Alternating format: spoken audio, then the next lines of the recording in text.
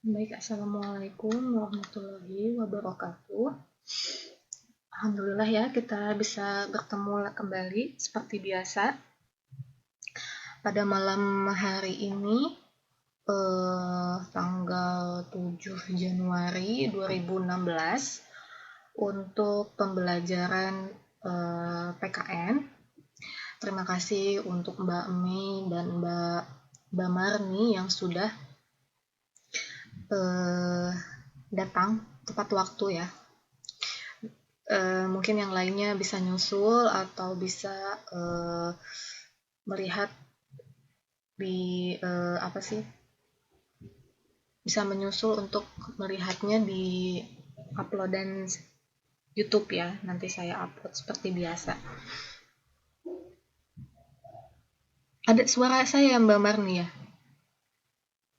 Jelas kan? Ya, gitu ya. Setelah kita minggu kemarin kita sempat libur ya karena tahun baru. Nah, kita kembali lagi eh, untuk melanjutkan materi kita. Dua minggu kemarin kita sudah mempelajari mengenai sejarah Pancasila pada waktu atau pada masa kemerdekaan.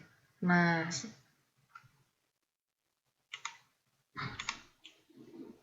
ini tuh dulu saya juga udah jelasin ya.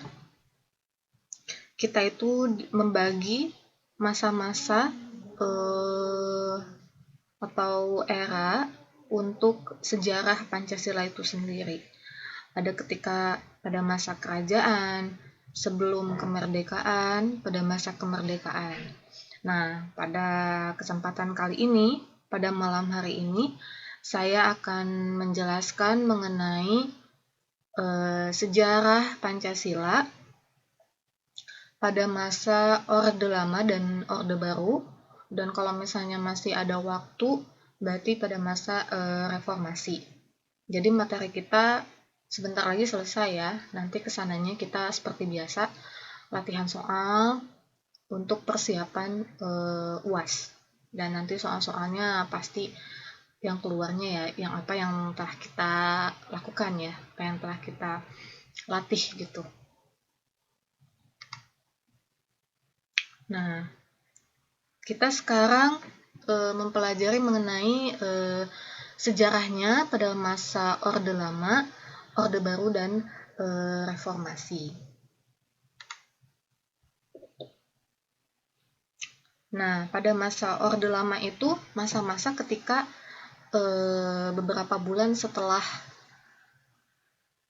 merdeka kita ya. Nah, pada masa ini merupakan masa pencarian atau misalnya kita tuh masih agak-agak menstabilkan sistem pemerintahan Indonesia ya, karena baru saja merdeka, jadi belum terlalu stabil. Nah, pada masa ini juga Pancasila dipahami berdasarkan paradigma yang berkembang pada situasi dunia yang diliputi oleh tajamnya konflik ideologi. Jadi paradigma itu merupakan pemikiran gitu, pemikiran-pemikiran yang berkembang pada masa itu dengan adanya konflik-konflik ideologi. Jadi dulu juga sempat banyak pihak-pihak yang ingin mengubah ideologi Pancasila atau ideologi Indonesia yang tadinya Pancasila diubah menjadi ideologi lain gitu. Nanti kita bahas ya. Nah, pada saat itu juga kondisi politik dan keamanan dalam negeri itu diliputi oleh kekacauan dan kondisi sosial budaya yang berada dalam suasana transisional dari masyarakat terjajah menjadi masyarakat merdeka gitu. Dan Pancasila itu pada masa Orde Lama ini diimplementasikan dalam bentuk yang berbeda-beda ya. Di antaranya ada 3 periode. Periode yang pertama itu dari tahun 1945 sampai 1950. Nah, dasar yang digunakan adalah Pancasila dan Undang-Undang 1945 yang presidensial. Namun, dalam prakteknya sistem ini tidak dapat terwujudkan setelah penjajah dapat diusir gitu ya, setelah kita merdeka. Nah, kenapa? Apa sih itu presidensial itu? Jadi sebelumnya ya kita flashback dulu. Indonesia itu pernah menganut dua sistem pemerintahan, yaitu parlementer dan presidensial. Nah, kalau misalnya presidensial itu seperti sekarang ya, jadi presidennya itu dipilih oleh rakyat, lalu presidennya secara bersamaan menjabat sebagai kepala negara dan kepala pemerintah. Lalu presiden juga harus dijamin memiliki kewenangan legislatif oleh UUD dan institusi. Nah, itu contoh-contoh atau apa yang menjadi khasnya ketika sistem pemerintahan presidensial. Nah, pada zaman Orde Lama itu belum memungkinkan gitu ya untuk menerapkan sistem presidensial di Indonesia karena masih belum stabil ya, masih banyak terjadi kekisruhan baik dalam kekisruhan sosial, kekisruhan politik, jadi belum bisa gitu ya, belum memungkinkan untuk misalnya dalam pemilu gitu ya, belum memungkinkan untuk presiden langsung dipilih oleh rakyat. Jadi dulu masih bisa atau dulu itu masih menganut sistem parlementer gitu ya. Jadi presiden masih dipilih oleh DPR dan MPR gitu ya. Tidak seperti sekarang. Kita kan yang kalau sekarang memiliki hak untuk memilih presiden kita gitu ya. Nah, yang kedua, mohon maaf ada yang jatuh. Ketika periode ini Persatuan Rakyat Indonesia mulai mendapatkan tantangan dan muncul upaya-upaya untuk mengganti Pancasila sebagai dasar kita ya dengan paham komunis oleh PKI melalui pemberontakan di Madiun pada tahun 1948. Nah, dulu oleh PKI ini gerakan G30 SPKI ya yang dipimpin oleh DN Aidit ya. Dulu itu ya ini ada pihak yaitu pihak komunis yang ingin mengubah ideologi yang tadinya Pancasila menjadi komunis. Kita juga hampir menganut sistem komunis gitu.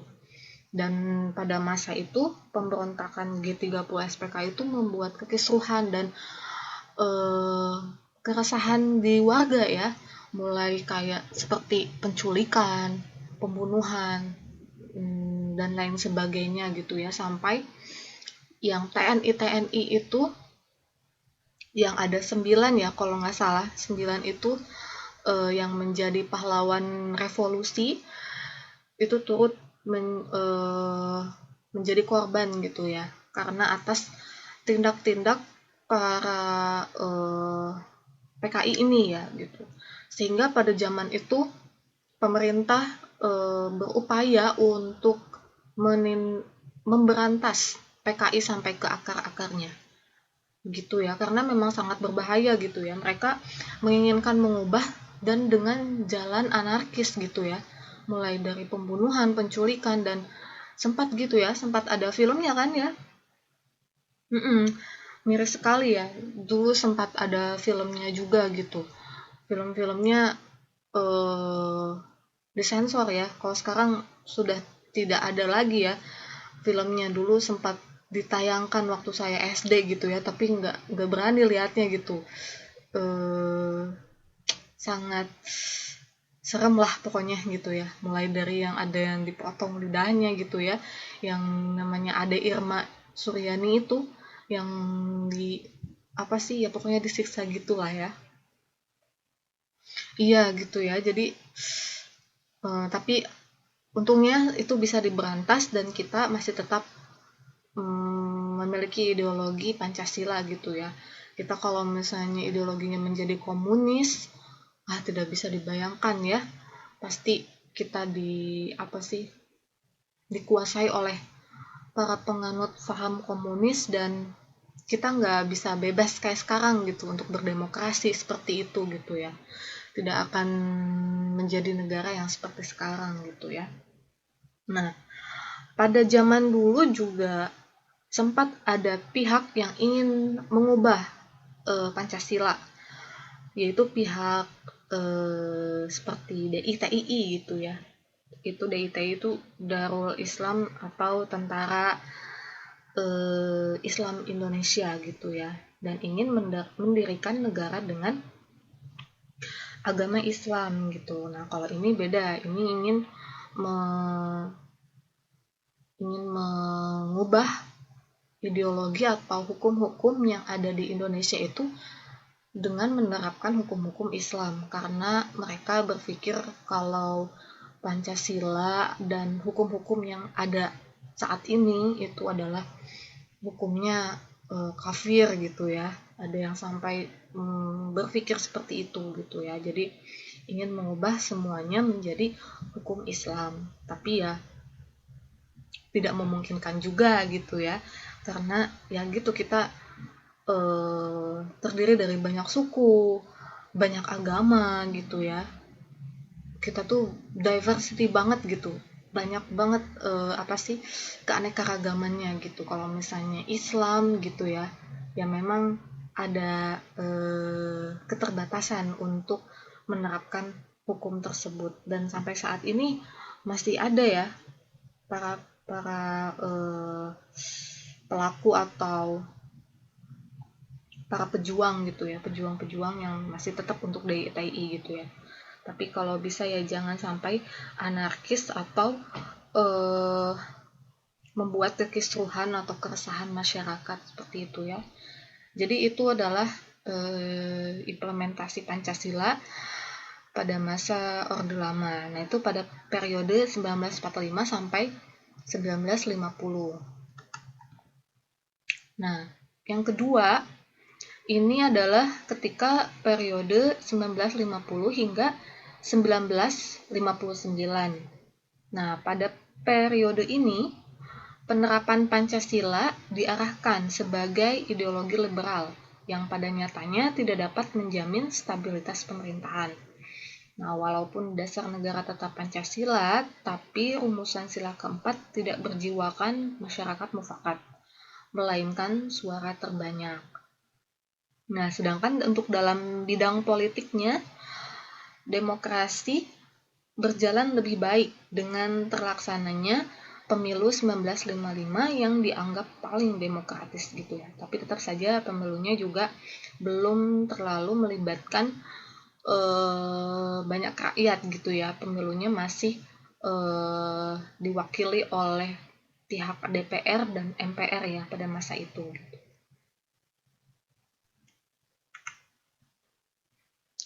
Yang ketiga itu ketika periode 1956 hingga 1965. Nah, pada periode ini dikenal sebagai demokrasi terpimpin.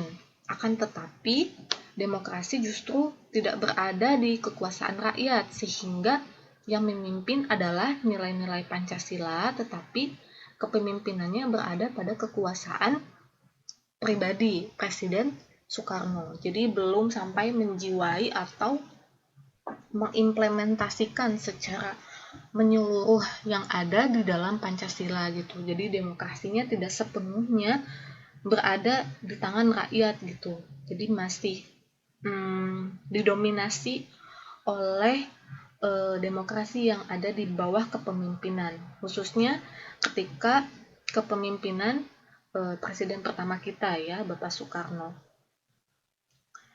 Nah, yang selanjutnya pada periode tersebut juga terjadi berbagai penyimpangan penafsiran terhadap Pancasila dalam konstitusi, yang akibatnya Soekarno menjadi otoriter. Nah, diangkat menjadi presiden seumur hidup. politik konfrontasi dan menggabungkan nasionalis, agama, dan komunis yang ternyata tidak cocok dengan kehidupan negara Indonesia. Terbukti dengan adanya kemerosotan moral di sebagian masyarakat yang tidak lagi hidup bersendikan nilai-nilai Pancasila dan berusaha untuk menggantikan Pancasila dengan ideologi lain gitu ya. Jadi dulu keberadaan Pancasila mulai dipertanyakan gitu ya, banyak yang memperdebatkan ingin menggantinya dengan ideologi lain. Dan dulu juga sempat Soekarno menjadi seorang yang otoriter gitu ya, dan diangkat malah menjadi presiden seumur hidup gitu ya. Tapi akhirnya beliau digantikan oleh Bapak Soeharto ya, itu masanya ketika Orde Baru. Nah, dalam mengimplementasikan Pancasila ini, Presiden Soekarno melaksanakan pemahaman Pancasila dengan paradigma yang disebut dengan USDEK gitu ya. Nah, apa sih USDEK itu? USDEK itu singkatan ya dari UUD 1945, Sosialisme Indonesia, Demokrasi Terpimpin dan Ekonomi Terpimpin dan Kepribadian Indonesia. Ini bukan singkatan ya, akronim mungkin ya, sedikit ya akronim lah, tapi tidak terlalu itu ini ya, kira-kira seperti itulah ya. Nah ini tuh merupakan konsep politik yang dikemukakan oleh Bapak Soekarno ya ketika itu. Nah, untuk mengarahkan perjalanan bangsa, beliau menekankan pentingnya memegang teguh UUD 1945, sosialisme ala Indonesia, demokrasi terpimpin, ekonomi terpimpin, dan kepribadian nasional. Akan tetapi hasilnya terjadilah kudeta PKI dan kondisi ekonomi yang memprihatinkan. Yaitu ya, seperti yang tadi saya jelaskan tadi, yang kudeta PKI itu. Dan dulu juga kondisi ekonominya cukup memprihatinkan, dan memang karena kita baru bangkit gitu ya, jadi masih rapuh gitu ya negara kita karena baru saja merdeka gitu, jadi belum terlalu stabil atau belum terlalu kuat ya gitu. Tapi untuk kondisi ekonominya ya belum terlalu separah ketika pada tahun 1998 ya, ketika puncaknya, yaitu ketika puncaknya pada masa pemerintahan Soeharto dulu ya, krisis moneter.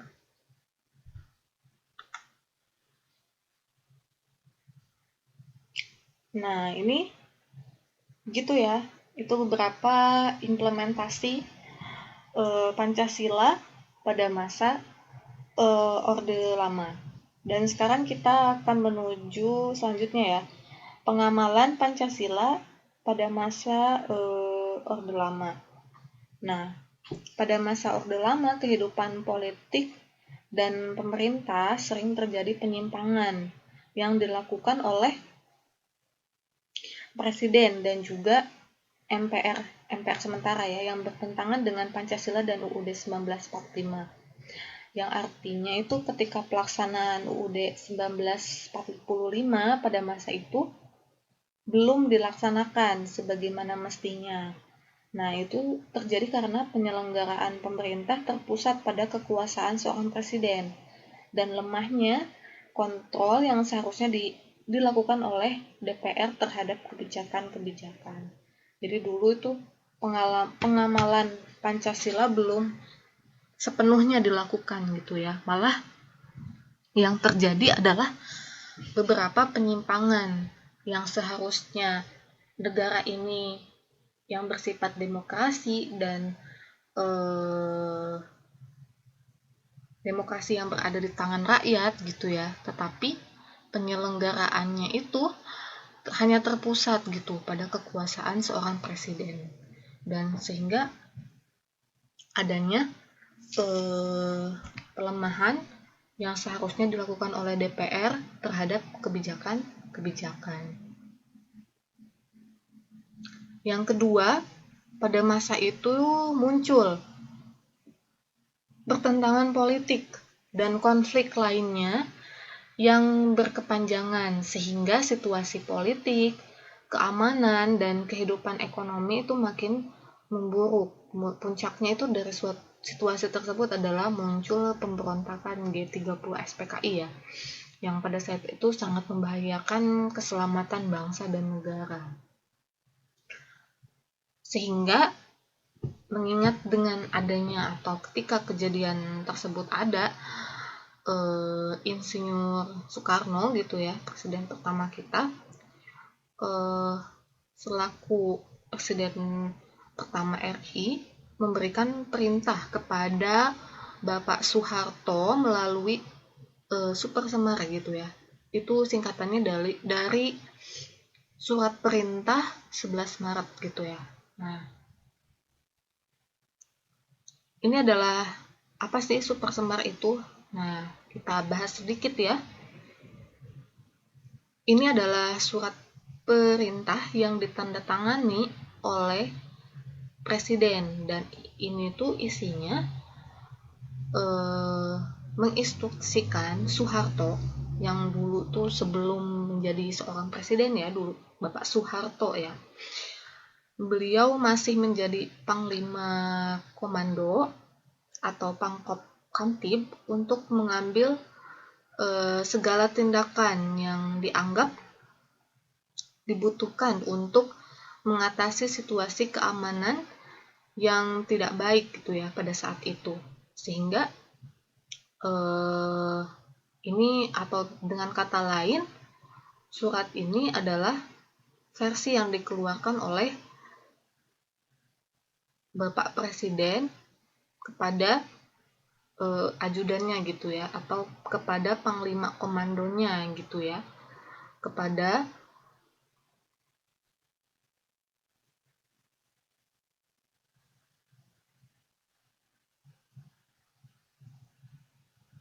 kenapa Mbak Mai?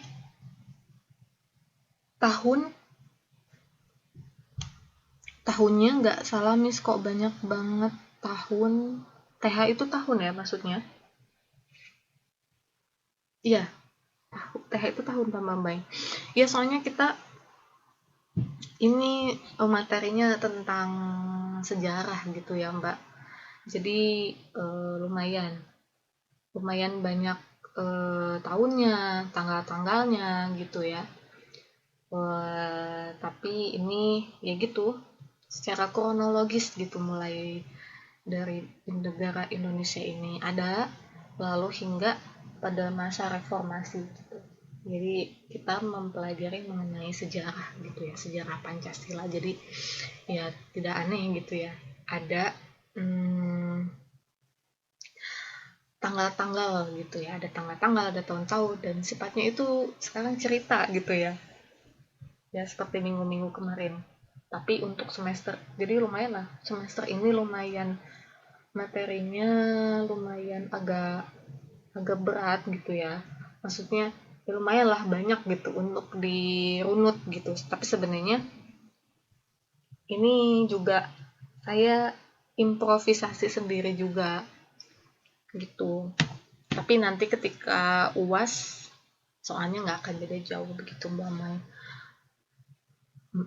Gitu ya, jadi ya wajar lah banyak tahunnya, banyak tanggalnya gitu. Dan biar kita tahu juga gitu, oh ternyata dulu itu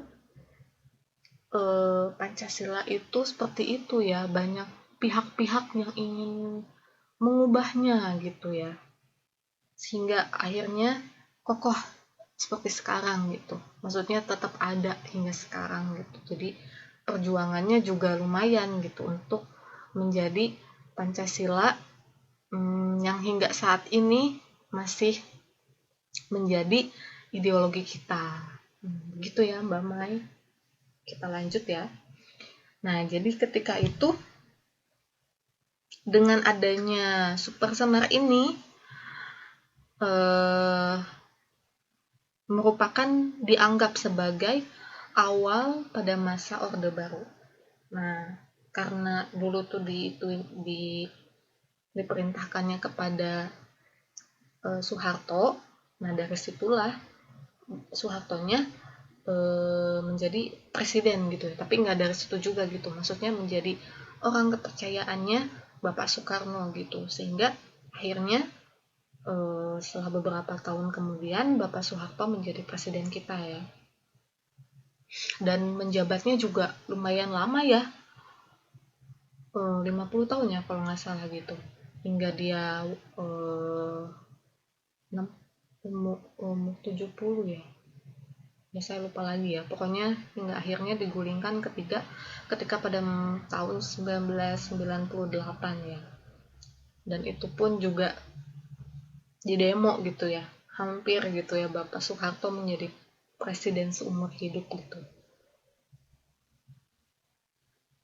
Kita lanjut ya.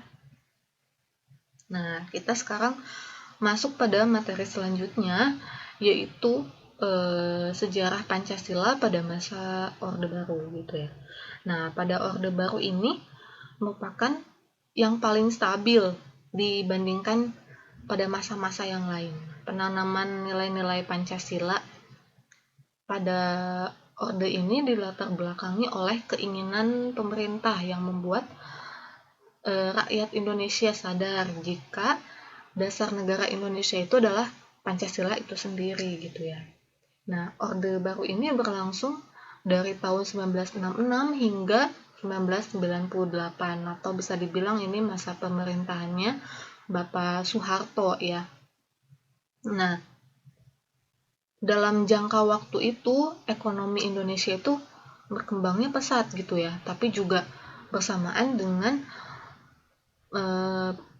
adanya kegiatan praktik korupsi gitu ya, sehingga kesenjangan yang kaya dan miskin semakin melebar, sehingga dulu itu menjadi krisis moneter itu ya pada tahun 1998 gitu ya, karena tidak pembiayaan, atau dulu tuh kita gitu ya sebagai negara Indonesia atau para menterinya tadinya kredit gitu ya, kredit untuk membiayai infrastruktur gitu ya, atau untuk membangun seperti gedung-gedung dan lain-lain gitu ya, untuk membangun biar Indonesia tuh makin berkembang pesat gitu ya dalam hal infrastruktur dan gedung-gedungnya. Namun tidak diikuti oleh pemikiran yang mendalam atau misalnya pertimbangan gitu ya, sehingga jangka waktu mereka pinjam dan pembiayaan atau kredit yang mereka pilih itu tidak sesuai gitu. Jadi jangka waktunya pendek, tapi minjemnya gede gitu. Jadi makanya kita berutang banyak, sehingga terjadilah krisis moneter gitu ya. Saya belum terlalu pandai itu untuk menjelaskan. Pokoknya begitulah ya ketika krisis moneter tersebut. Nah, pada masa Orde Baru ini, kepemimpinan Bapak Soeharto, Pancasila dijadikan sebagai indoktrinasi. Nah, Pancasila yang dijadikan oleh Soeharto sebagai alat untuk melanggengkan kekuasaannya. Sampai-sampai keluarganya itu ya, keluarga Cendana, sampai sekarang ya masih makmur-makmur gitu ya, atau bisa dibilang kekayaannya itu bakalan langgeng atau bakalan terus sampai 7 turunan gitu ya. Dan karena saking besarnya gitu ya korupsi yang ya katanya korupsi ya, atau KKN yang yang nggak habis-habis ya Mbak Mei, KKN yang dilakukan oleh Bapak Soeharto itu gitu ya. Karena sampai sekarang aset-aset dan usaha-usaha yang dipegang oleh keluarga Cendana masih dipegang gitu ya, dan sampai sekarang ya masih pada makmur-makmur gitu ya. Nah, pada masa itu ada beberapa metode yang digunakan dalam indoktrinasi Pancasila. Yang pertama itu melalui ajaran P4 yang dilakukan di sekolah-sekolah melalui pembekalan atau seminar. Nah, P4 itu sejenis PKN gitu, sejenis seperti ini gitu. Tapi lebih ke jiwa berkebangsaan gitu, seperti kita lah, seperti ini gitu ya. Jadi untuk menumbuhkan jiwa-jiwa cinta tanah air kepada para pelajar yang ada di Indonesia gitu ya. P4 itu singkatannya, sebentar ya, pokoknya P4 ya. Dulu zamannya saya suka lihat dulu buku-bukunya bapak saya gitu ya, zaman-zamannya dulu beliau dapat training juga ya untuk P4 gitu. Maksudnya ketika masih sekolah dulu gitu suka lihat buku-buku tua gitu. Oh, dulu tuh namanya P4 gitu ya. Kalau sekarang tuh PKN gitu ya. Nah, yang kedua yaitu asas tunggal. Nah, asas tunggal ini apa? Yaitu ketika Soeharto membolehkan rakyat untuk membentuk organisasi, tetapi harus berasaskan Pancasila, yang merupakan Pancasila versi Soeharto, gitu ya. Yang ketiga itu stabilisasi, yaitu Soeharto melarang adanya kritikan yang dapat menjatuhkan pemerintah. Jadi Soeharto beranggapan bahwa kritik terhadap pemerintah menyebabkan ketidakstabilan di dalam negara. Dalam menstabilkannya, Soeharto menggunakan kekuatan militer, sehingga tidak ada yang berani untuk mengkritik pemerintah. Maka muncul penentang-penentang terhadap Pancasila, yaitu mereka lebih ke gerakan bawah tanah. Dan penentangnya hampir sama dengan penentang di masa Orde Lama. Salah satunya kelompok komunis. Iya gitu ya. Dulu ketika zaman 98 sebelum-sebelumnya itu kan yang namanya demo itu dilarang ya. Ya kalau misalnya ada mahasiswa yang demo langsung diadili oleh para militer gitu ya, sampai ada yang ditembak gitu ya, dan menjadi yang universitas itu Universitas Trisakti gitu ya. Jadi setiap mahasiswa yang berdemo atau mengkritik pemerintahan negara kita itu langsung ditindak oleh presiden gitu ya. Tidak seperti sekarang gitu ya. Sekarang orang bebas gitu ya. Dulu itu ya menegangkan gitu ya. Saya juga masih kecil ya, masih SD mungkin ya, saya belum SD gitu. Mungkin mbak-mbak semua juga merasakan ya dulu mengerikan gitu ya, sampai-sampai yang apalagi kalau lihat-lihat di TV gitu ya, mungkin apalagi yang tinggal di Jakarta gitu ya. Saya dulu yang masih tinggal di Bandung gitu ya, kalau misalnya lihat di TV tuh pemberontakannya ngeri-ngeri sekali gitu ya. Ada yang sampai dibunuh gitu ya, ditindak mati gitu. Kalau sekarang kita bebas untuk mengeluarkan pendapat atau bahkan mengkritik pemerintahan kita gitu ya, baik itu mau mengkritik presiden gitu ya, bebas-bebas aja gitu ya. Malah ada yang membuat meme-meme Pak Jokowi atau seperti apa gitu ya. Kalau zaman dulu, wah udah aja itu ditindak gitu ya. Udah ditindak sama Bapak Soeharto gitu ya. Boro-boro meme gitu ya, boro-boro meme-meme yang kayak gitu. Demo atau ada yang mengkritik aja itu sudah langsung ditindak gitu ya. Berkebalikan dengan sekarang gitu ya. Tapi ya dengan adanya kebebasan berpendapat atau berdemokrasi juga harus disikapi dengan bijak ya. Jadi tidak serta-merta kita mengkomen dengan sindiran yang tajam gitu ya terhadap presiden kita gitu. Begitu ya. Nah, itu ketika metode-metode ketika dilakukan pada masa Orde Baru, dan itu menjadi masanya Bapak Soeharto ya.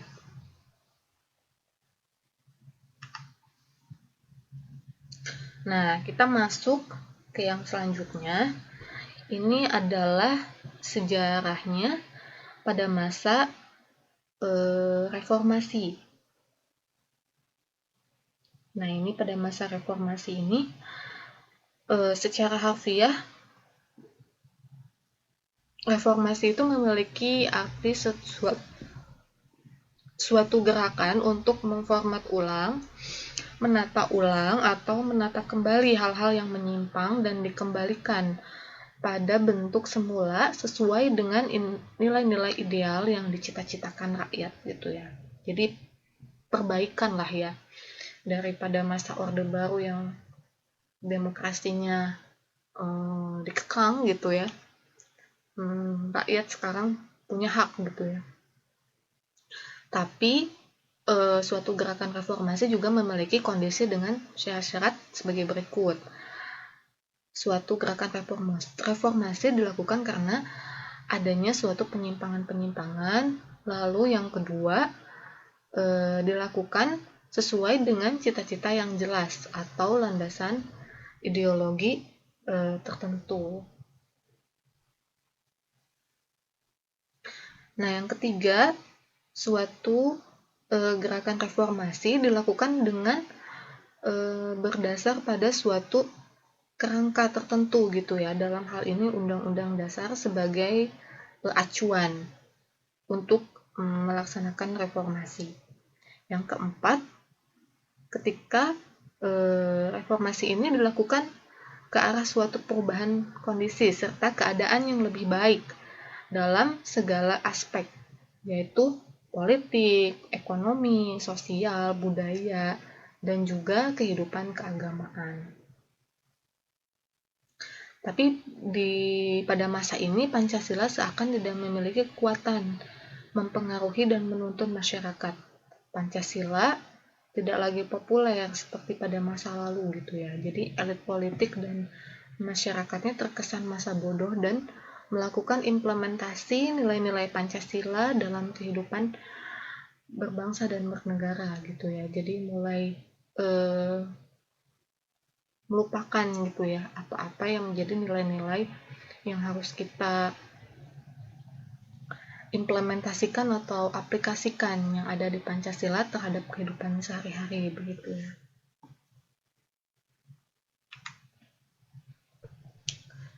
Nah, untuk memahami peran Pancasila di era reformasi khususnya dalam konteks sebagai dasar negara dan ideologi nasional, ini merupakan kewajiban kita gitu ya sebagai seorang warga negara Indonesia, sehingga kita akhirnya memiliki pemahaman yang sama semua gitu ya, dan memiliki pemahaman dan persepsi yang sama bagaimana kedudukan, peranan, dan fungsi Pancasila dalam kehidupan bermasyarakat, berbangsa, dan bernegara.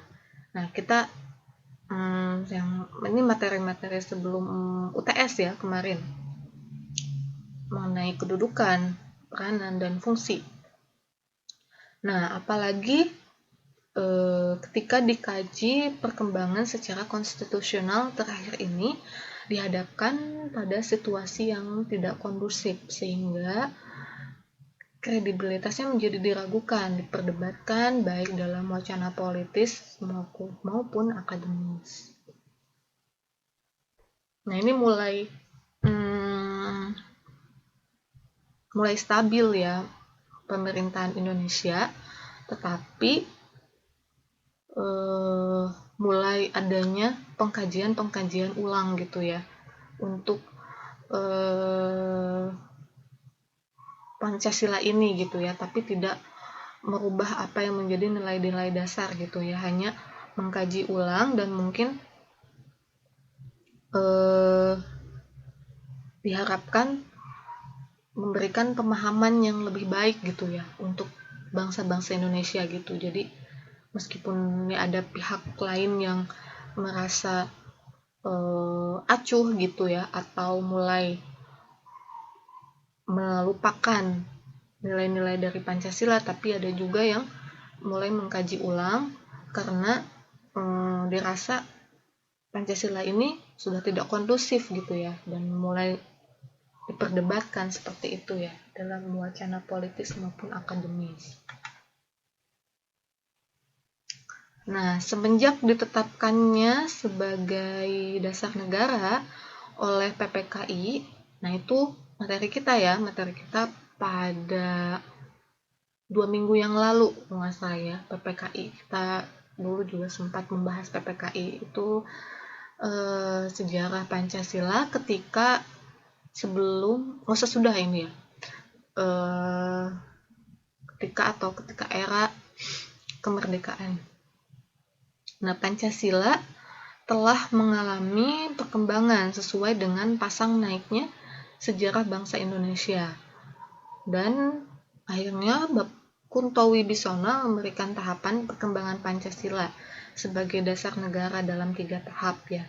Jadi pada masa itu tahap yang ke-1 pada tahun 1945 hingga 1968 sebagai tahap politis.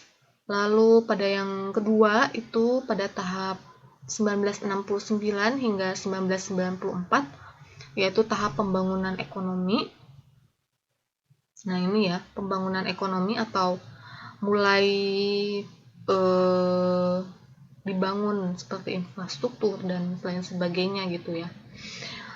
Nah dan pada tahap ketiga itu pada masa 95 hingga sekarang gitu ya, atau hingga pada tahun 2020 yang akan datang.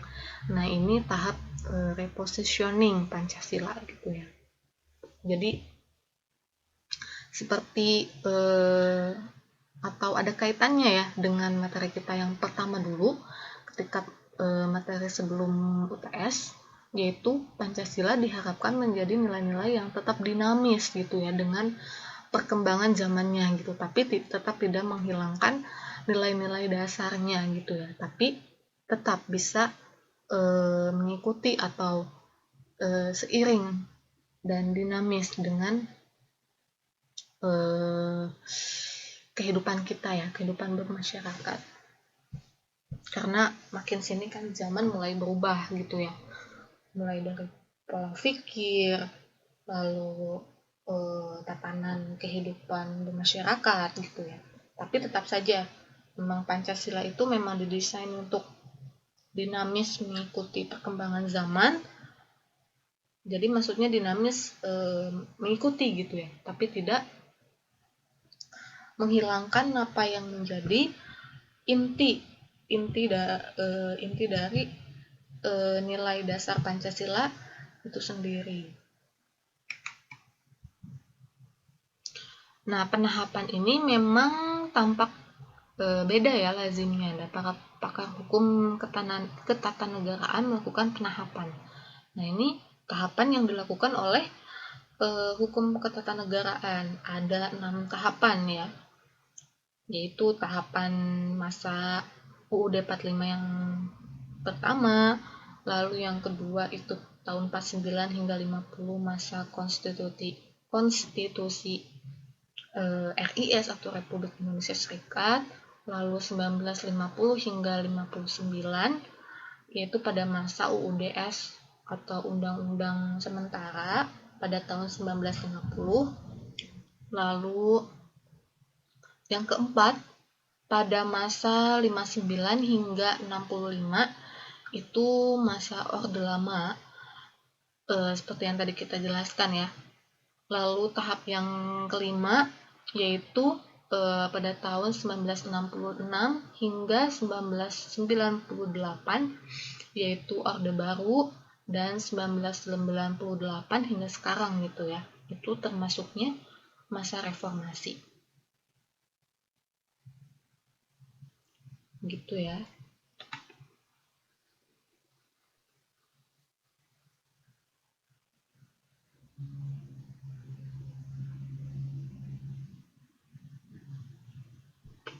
Oh ini Mbak Siti baru bergabung ya. Alhamdulillah ini sudah ada 4 lah ya. 4 orang yang bergabung. Jadi pada masa reformasi juga Pancasila itu tidak jauh berbeda gitu ya dengan dengan Orde Baru dan Orde Lama. Tapi ada tantangan yang harus dihadapi dan memang tantangan itu sampai saat ini ya, KKN gitu. Dan emang sulit untuk dituntaskan gitu ya. Ya silahkan Mbak Siti. Dan sulit untuk dituntaskan untuk masalah KKN itu yaitu ya korupsi dan nepotisme. Enggak sekarang gitu ya. Malah meskipun sudah ada tim KPK, tim pemberantas korupsi ya tetap saja gitu ya itu sulit untuk dihilangkan dan memang permasalahan inti dari negara ini gitu ya. Kalau misalnya nggak ada koruptor ya pasti lebih layak lah ya atau lebih baik negara ini gitu.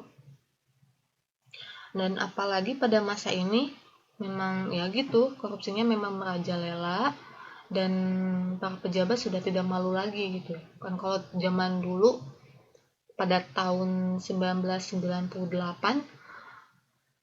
orang yang korupsi itu sampai di bawah meja gitu ya untuk memberikan uang gitu sampai tangannya itu memberikan uang sampai di bawah meja gitu karena saking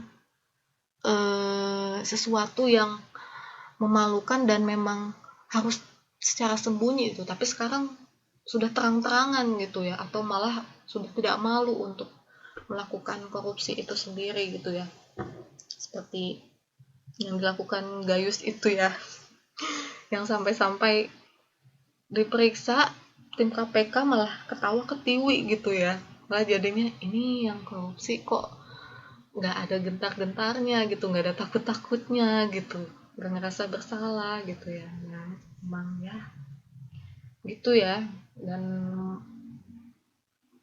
ya hukumnya belum adil gitu ya hukumnya ya malah koruptor juga dikasih remisi gitu ya dibayar lagi sama uang ya mau gimana benernya gitu ya gitu sehingga ini merupakan masalah yang ya benar-benar harus untuk diselesaikan gitu ya. Nah selain KKN juga ada globalisasi yang menjadi racun gitu ya untuk bangsa Indonesia karena semakin lama ideologi Pancasila itu tergerus oleh ideologi liberal dan kapitalis jadi ya memang tidak bisa dipungkiri gitu ya dengan adanya globalisasi teknologi gitu ya ideologi-ideologi juga masuk gitu ya secara bebas gitu terhadap masyarakat Indonesia apalagi para pemuda-pemudi gitu ya dengan adanya jadi makin masuk gitu ya paham-paham liberal dan paham-paham kapitalis gitu ya dan memang karena kita juga mulai terbuka gitu ya bebas dan nyata gitu ya ya begitu ya ini merupakan apa sih penjelasan sejarah Pancasila pada masa Orde Lama hingga reformasi gitu ya dan sekarang tuh masuknya masih zaman reformasi ini sebenarnya masih ada ya dinamika perdebatan ideologis Islam nah kita lanjutkan minggu depan saja ya minggu depan kita akan melanjutkan materi kita sekaligus latihan soal yang berkaitan dengan materi kita mengenai sejarah Pancasila kita belum latihan soal untuk sejarah Pancasila pada masa-masa dari kerajaan hingga reformasi. Begitu ya. Ya, terima kasih ya untuk perhatiannya dan untuk kehadirannya pada malam hari ini. Terima kasih untuk Mbak Meng, Mbak Marni, Mbak Maifuza, dan Mbak Siti ya. Mohon maaf apabila ada kekurangan dan apabila ada pertanyaan silahkan message aja ya. Ya, sama-sama ya. Ya, silahkan. Selamat beristirahat ya mbak-mbaknya. Nanti saya upload. Ya, makasih. Assalamualaikum warahmatullahi wabarakatuh.